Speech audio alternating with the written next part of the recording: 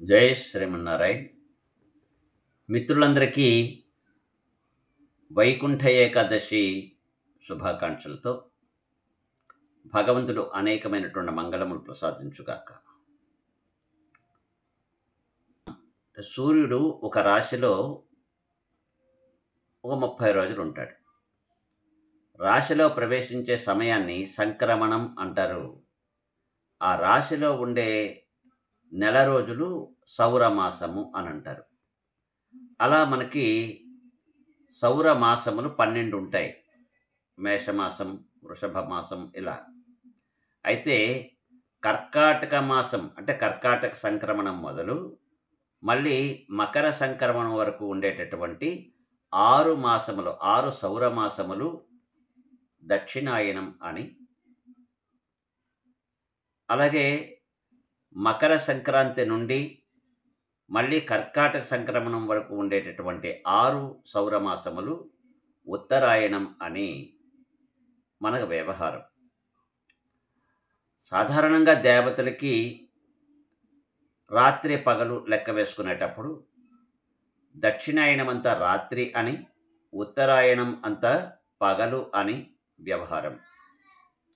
రాత్రికి చివరిదైనటువంటి ధనుర్మాసం ప్రాతకాలం లాంటిది దేవతలకి.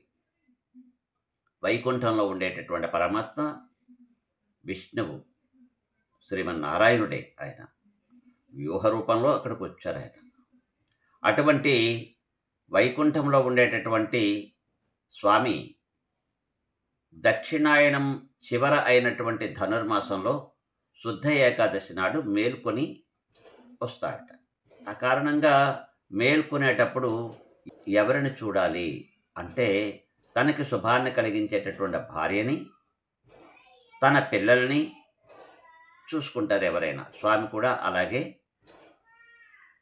తన భార్య అయినటువంటి లక్ష్మీదేవిని, తర్వాత తన పిల్లలైన మనల్ని చూస్తారు. కనుక స్వామి లేచేటప్పటికీ దక్షిణ తలపెట్టి పడుకుంటారు. ఎవరైనా శుభాన్ని కోరుకునేవారు దక్షిణ వైపు తలపెట్టి పడుకుంటారు. అంటే ఎటు లేస్తారు? ఉత్తర వైపు చూస్తూ లేస్తారు. లేచేటప్పటికి స్వామికి ఎదురుగుండా శ్రీరంగ హర్మ్యతల మంగళ దీపరేఖ, ఈ జగత్తంతా కూడా ఒక శ్రీరంగస్థలం, లక్ష్మీదేవికి నివాస స్థానం ప్రకృతి. అటువంటి లక్ష్మీదేవి ఏమిటి అంటే దీనికి దీపం, శ్రీరంగానికి జగత్తుకు దీపం. అటువంటి లక్ష్మీదేవిని మొట్టమొదట స్వామికి చూపించి హారతులిస్తాం. ఆ తర్వాత స్వామిని మనం దర్శనం చేసుకుంటాం. ఇది రేపు చేయవలసినటువంటి కార్యక్రమం. దేవాలయాల్లో ఉదయాన్నే వేకువనే 4 గంటలకి బ్రాహ్మీ ముహూర్తంలో స్వామిని మేలుకొల్పి చేస్తారు. అలంకారం చేసి అక్కడక్కడ ఉండే వాళ్ళకి తెలిసిన విధానంలో చేస్తుంటారు. సరే, మనమైతే ధనుర్మాస ఉత్సవాల్లో భాగంగా ఉదయం 6 గంటలకి స్వామిని లేపడం అనే కార్యక్రమం పెడతాం. స్వామిని లేపిన తర్వాత ముందుగా తిరుప్పళ్ళొచ్చు చదువుతాం. ఆ తర్వాత దీపాలతో స్వామికి, అంటే మంగళ దీపం ఎవరు? లక్ష్మీదేవి కదా, లక్ష్మీదేవిని చూపిస్తాం. తర్వాత స్వామిని మనం దర్శనం చేసుకుంటాం. ఆ తర్వాత తిరుప్పావై పారాయణ చేసుకుంటాం. ఇది రేపు మనం ధనుర్మాస కార్యక్రమంలో చేసేటటువంటి విధానం.